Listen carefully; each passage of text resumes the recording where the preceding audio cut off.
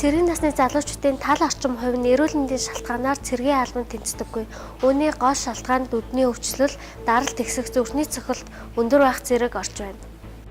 Дорнод ховд Өмнө Говь Орхон аймаг Улаанбаатар хотын цэргийн зарлаа аваад эрүүл мэндийн үзлэгт орсон 18-аас 25 насныхны дунд судалгаа хийхэд 60-70% нь эрүүл мэндийн ямар нэгэн эмгэгтэй байжээ.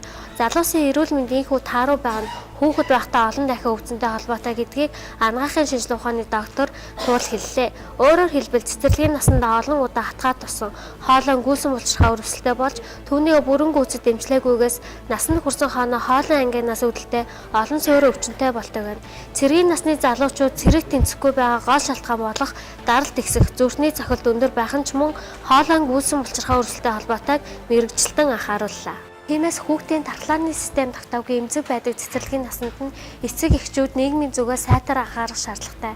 Ярьцлагын дэлгэрэнгүй засгийн газрын мэдээ саний даваа гарын дугаар уншаарай.